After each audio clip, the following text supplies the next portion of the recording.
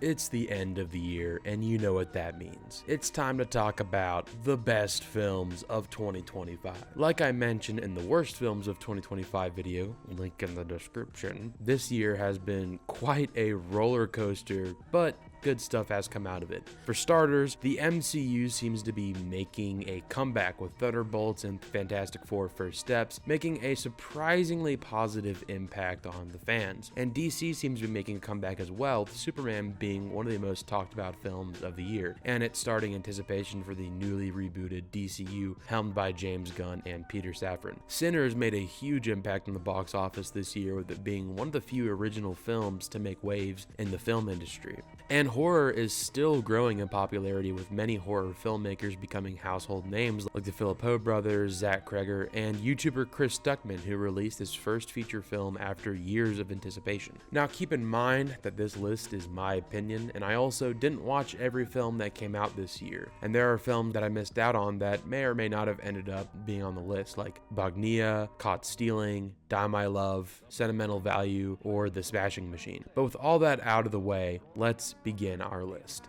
Here are the top 10 best films of 2025.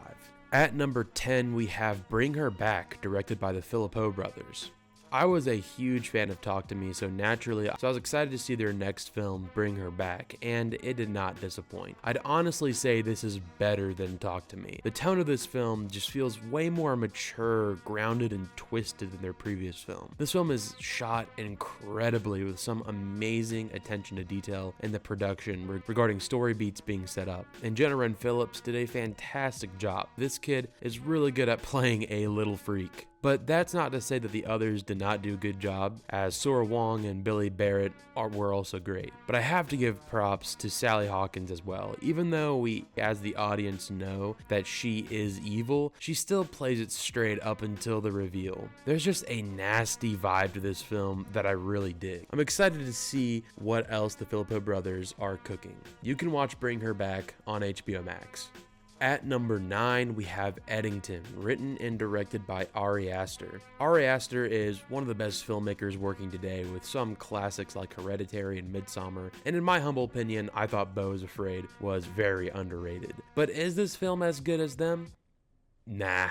But I think that it says a lot that your worst film is still really good. This film is set during COVID, and although COVID is a central part of the story, it's more so about showing how it's more so a film showing how COVID polarized American politics in the scope of a small town in America. It's a crazy film with a lot of amazing and darkly funny moments, but yet it's a profound film that serves more as a magnifying glass on the current state of things rather than being a soapbox. I really love just how gray this film is. There's not really a clear good or bad here, with both sides having their own deep flaws. I understand that this film is very controversial, but I think that's the point. It's not trying to align with your worldview, it's just showing us the absurdity of American politics. This film also has some amazing performances from Deirdre O'Connell, who killed it in The Penguin, by the way, Emma Stone, Pedro Pascal, and of course, Walking Penis. I think it's awesome that after his Oscar win, he's just been doing whatever he wants with no care in the world. Eddington is available on HBO Max.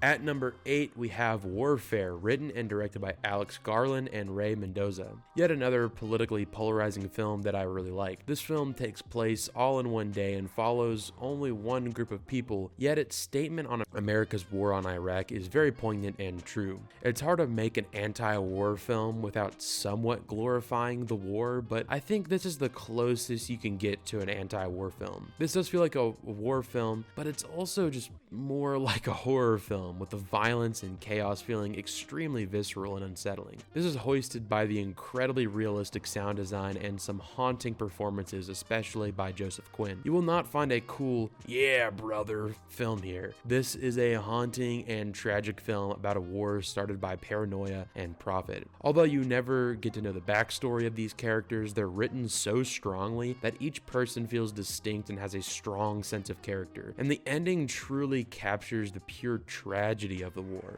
I commend Alex Garland for taking on such a politically controversial moment of time, and I commend Ray Mendoza, who actually was on this mission that the film was based on, for writing and directing this with Garland. I think having them both directing this was a great idea, and I don't think the film would have been as good had only one of them directed it. Warfare is available on HBO Max. At number 7, we have Weapons, written and directed by Zach Cregger. Cregger's previous film, Barbarian, was a wild film and by far one of the craziest theater experiences I've ever had, so naturally I was really looking forward to his sophomore film, Weapons. This film has a much larger scope, as well as a star-studded cast, and it's honestly on par with his first film. There's a lot of great performances here from Julie Garner, Josh Brolin, Alden Ehrenreich, and Benedict Wong, but the standout here by far was Amy Madigan as Gladys. She plays an extremely creepy villain, and the makeup design was top-notch, not just on her, but with Benedict Wong's character as well. There are so many amazing moments in this film that are super intense, and it's not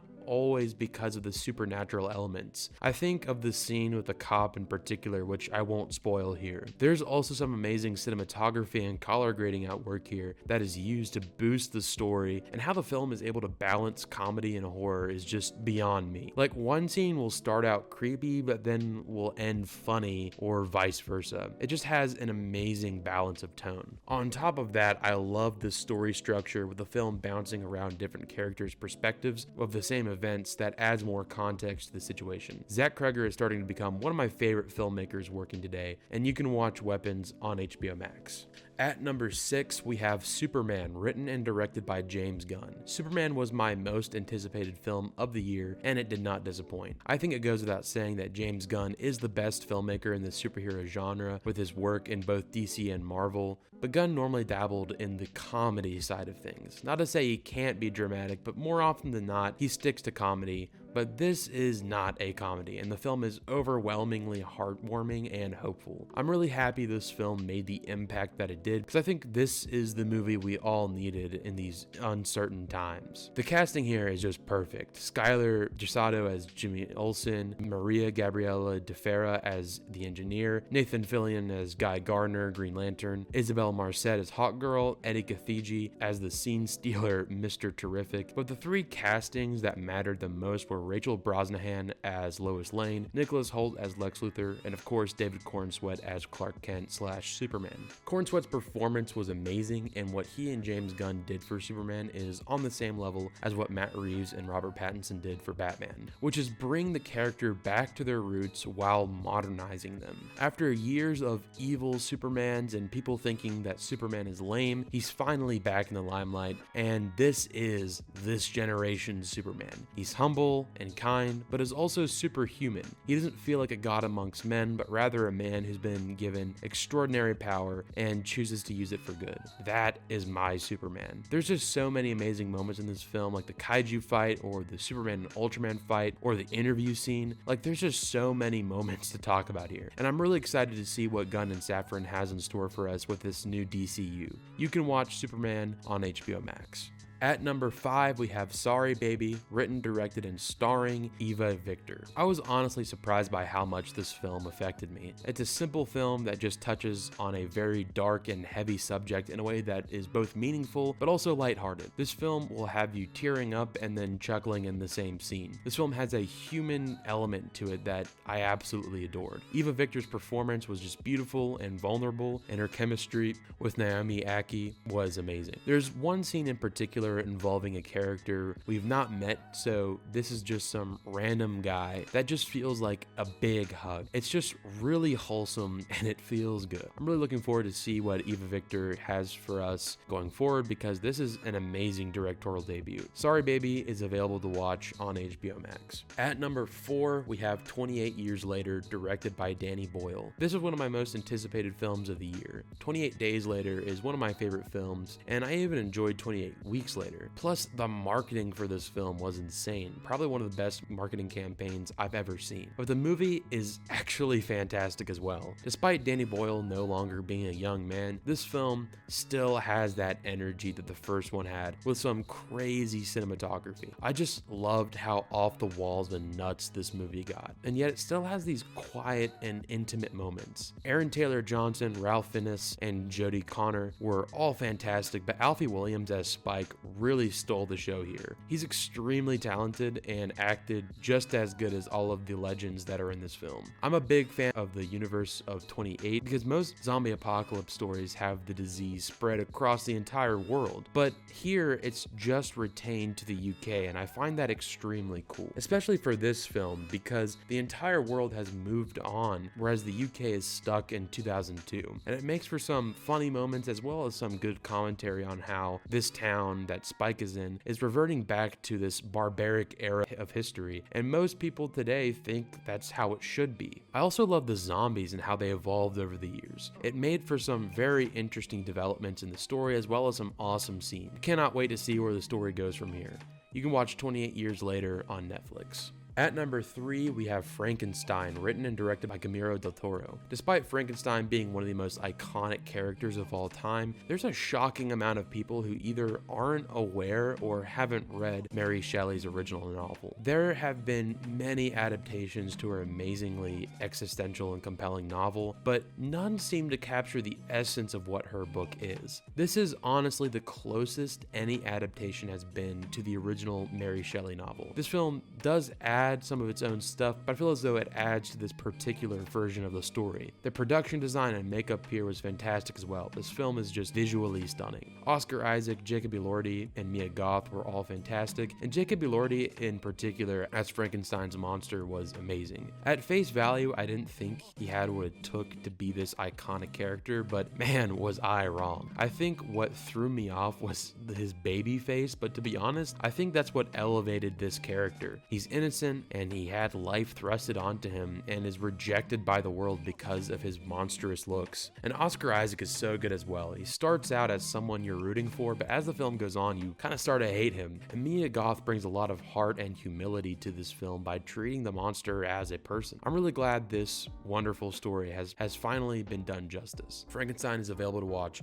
on Netflix. At number 2, we have Marty Supreme, directed by Josh Safdie. Marty Supreme was not on my radar at all, and I'm writing this portion of the video like a day after I saw the film, but this was one of the most unexpected hits of the year for me. The Safdie brothers together make amazing films, and although I still haven't seen Uncut Gems, I can say that Good Time was a very good movie, and it's incredible to see what these brothers can do together, but unfortunately they broke up, and this year they made their own films. I can't speak for Benny Safdie's film, The Smashing Machine, because I haven't seen it, but I think Josh Safdie could very well make it on his own as a director. This film is visually stunning, and it feels like something you'd see out of the 80s with how the story moves and how the characters are written. This film doesn't pull any punches, is 100% true to itself. The vibe of this film is immaculate. During the first hour or so of this film, you're kind of rooting for Marty, but as the film goes on, you kind of realize how much of a loser this guy is. Yet I was still kind of rooting for him. Timothée Chalamet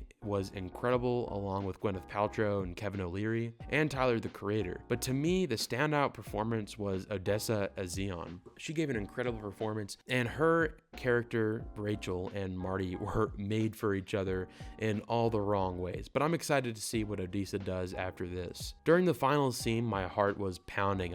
I never thought I'd be invested so much in a game of ping pong. This was an incredible experience, and I recommend it to everyone. Marty Supreme isn't on any streaming services, but it is still available to watch on theaters. Before we get to number 1, here are some honorable mentions. Wake Up Dead Man, written and directed by Ryan Johnson. Friendship, written and directed by Andrew DeYoung. Fantastic Four First Steps, directed by Matt Shackman. Thunderbolts, directed by Jake Schreier. And Sinners, written and directed by Ryan Coogler. And I also want to give a quick shout out to Kill Bill: The Whole Bloody Affair. Even though this is a film that came out in 2006, this is the first time it's being shown in theaters, and I have to say it was an incredible experience seeing Kill Bill Volume 1 and 2 combined into one film and seeing it on the big screen. At number 1, we have One Battle After Another, written and directed by Paul Thomas Anderson. I've heard of PTA, but this film was my introduction to him, and now I'm really looking forward to going through his filmography because this film is one of the best political thrillers I have ever seen. For starters, Leonardo DiCaprio gives one of my favorite performances from him in general, but Chase Infinity,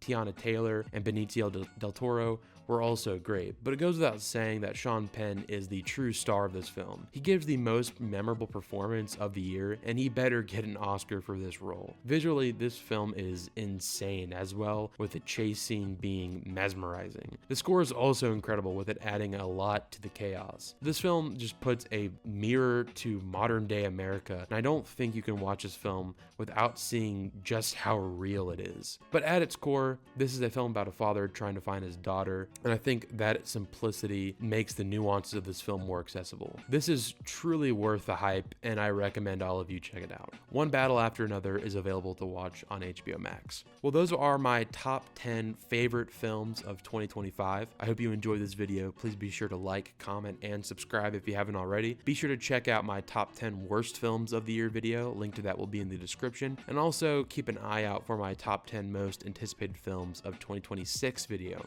Let me know what your favorite film of the year is down in the comments below. And yet again, thank you for watching. And there's not another human in view.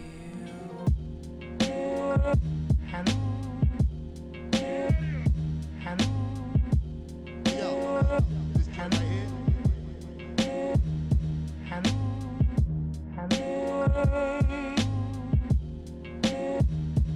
Being up late night.